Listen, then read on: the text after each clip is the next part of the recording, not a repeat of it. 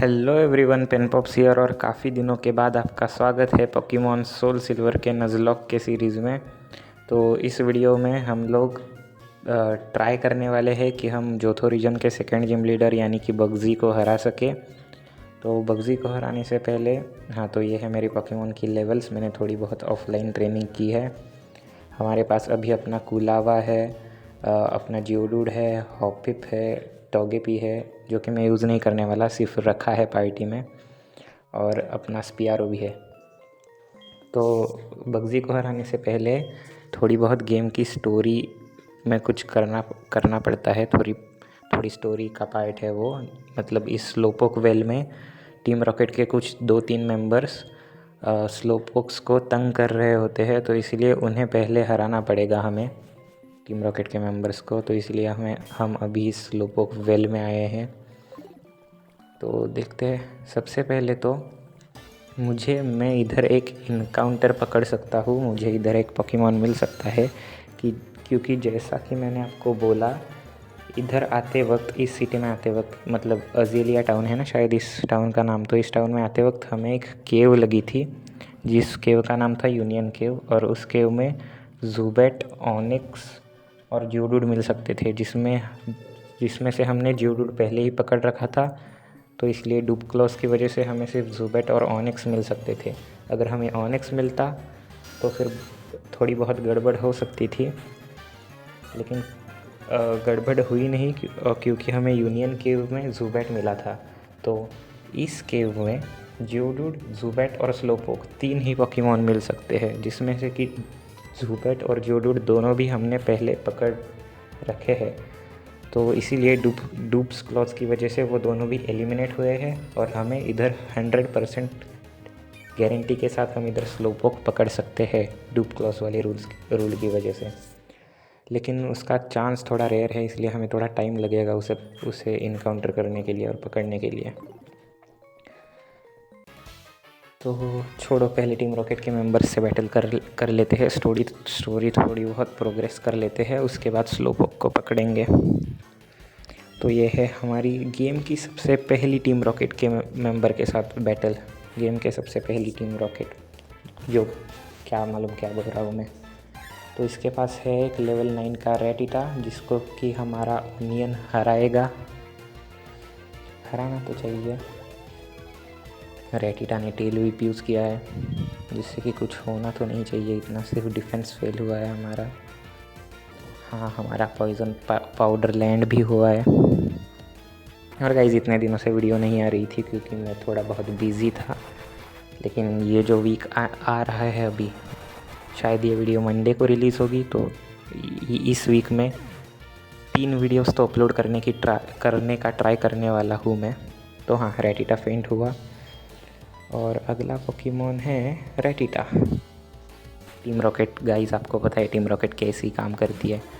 एक तो उनके पास एकन्स, रेटिटा, कॉफिन, मक और ग्राइमर, ये 4-5 टाइप के ही पोकेमॉन रहते हैं। और इतने अर्ली गेम तो मक या फिर कुछ चीज़ें दे नहीं सकते वो, तो रेटिटा ही रहेंगे बहुत सारे टीम रॉकेट मेंबर्स के पास। तो ये रेटिटा भी फेंट, थोड़ी बहुत स्पियारो को एक्सपी मिलनी चाहिए, इसलिए मैंने स्पियारो यूज़ किया।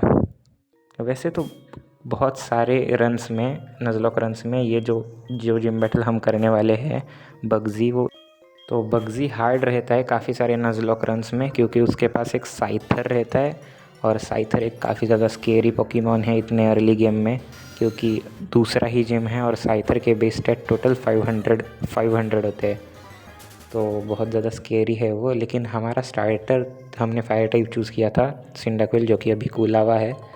तो हमारे पास 3 पोकेमॉन हैं जिनको एडवांटेज है साइथर से, कुलावा, जियोडूड और स्पियारो। तो ये जिम बैटल इजी रहनी चाहिए।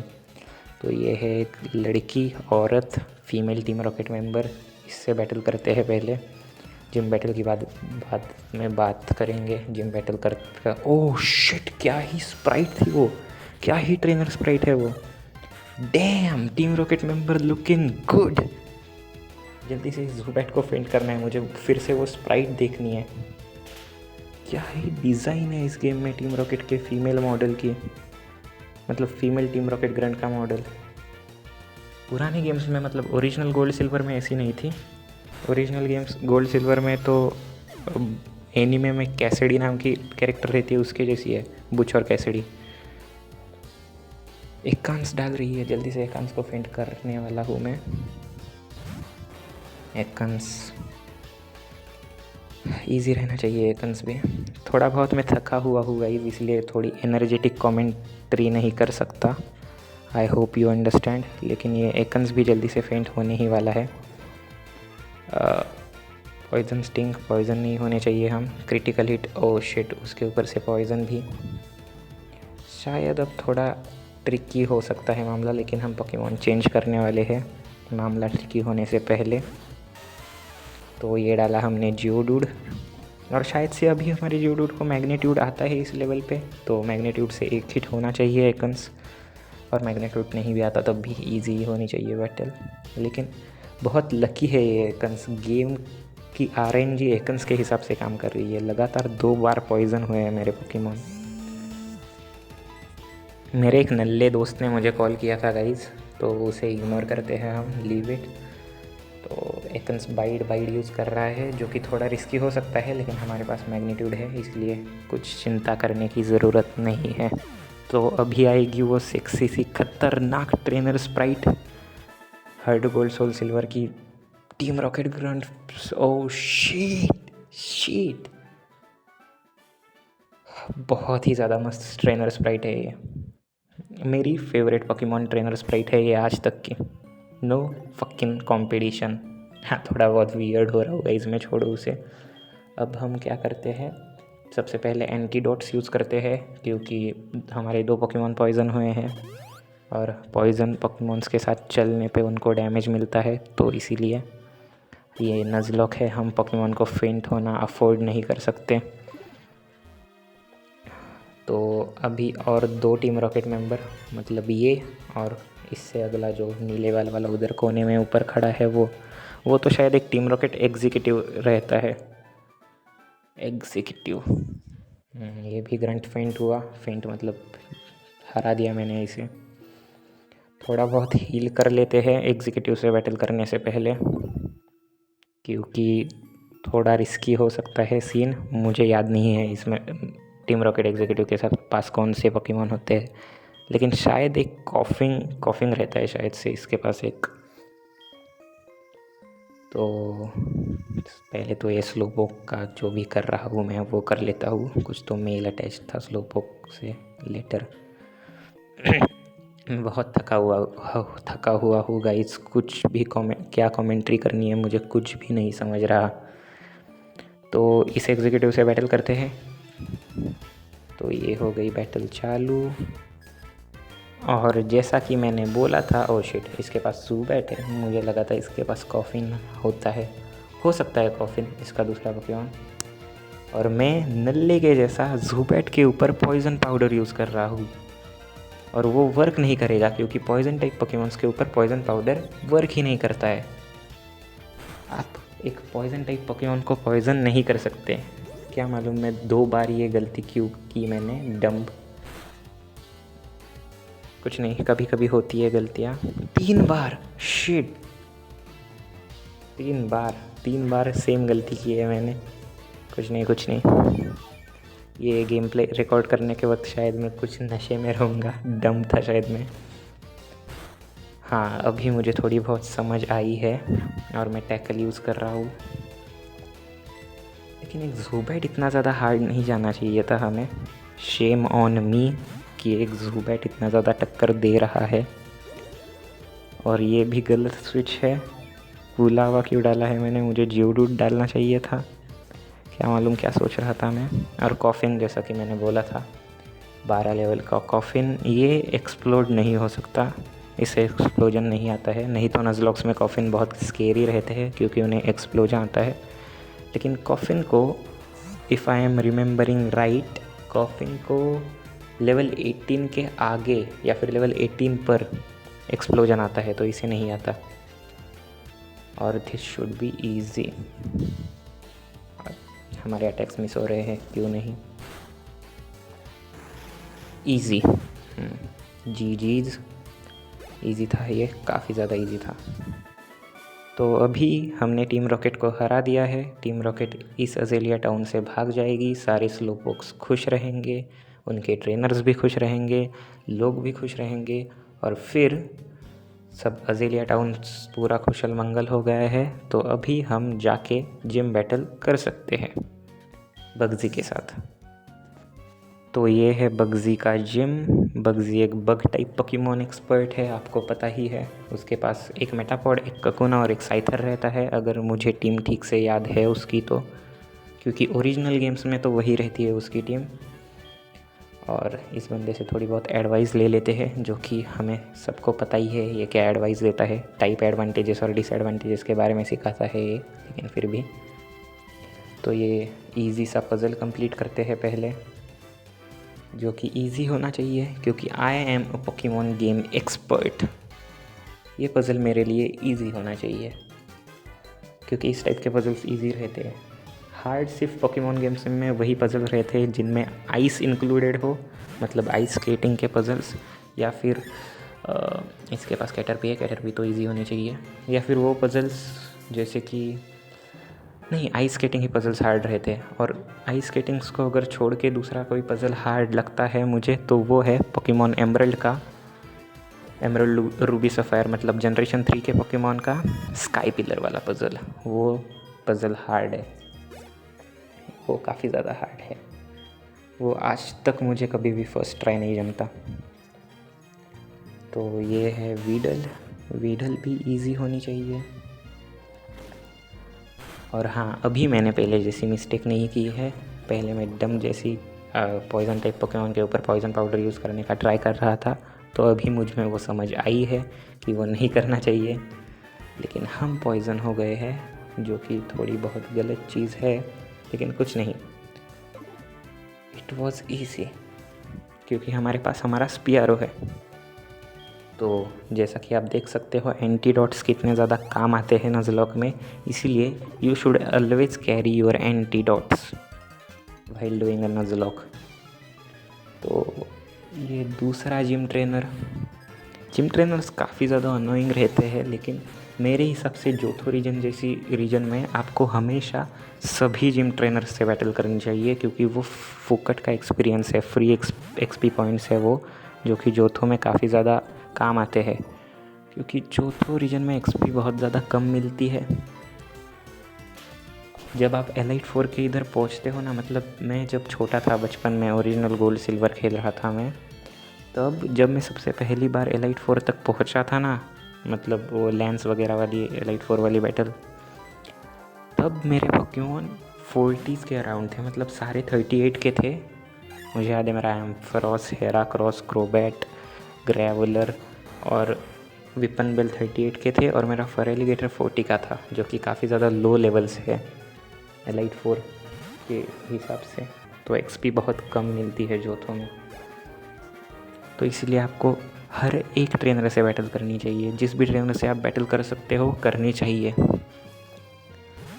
तो हाँ, बस वही कुछ तो बग कर रहा था मैं।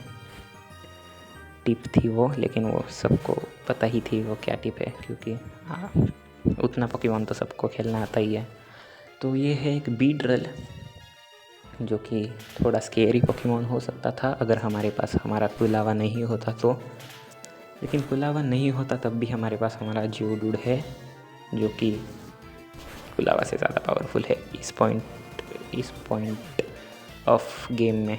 कुछ भी बक कर रहा हूँ मैं। तो 16 लेवल का हो गया हमारा कुलावा, यानी कि हमारा वॉफल। इस बककेचर को भी हरा दिया है हमने। और कितने जिम ट्रेनर्स होते हैं इस जिम में मुझे याद नहीं है। इस जिम की डिज़ाइन, मतलब हार्ड गोल्ड सोल सिल्वर में सभी जिम्स की डिज़ाइन ओरिजिनल गेम के जिम्स की डिज़ाइन से बहुत अलग है, ड्रास्टिकली अलग है। तो सबसे पहले, अभी हमारे पोकेमॉन्स की थोड़ी HP डाउन है, तो सबसे पहले जाके हील करते हैं और मार्केट से थोड़ी बहुत चीज़ें लेते हैं जो कि हमें जिम बैटल में काम आनी चाहिए, क्योंकि you should never under estimate a fucking gym leader. Gym leaders powerful हो सकते हैं, अगर हमारे पास उस साइथर के 3 काउंटर्स भी है ना, तब भी वो साइथर स्केरी तो हो सकता है, क्योंकि उसको फोकस एनर्जी आता है, और फोकस एनर्जी एक स्केरी अटैक है।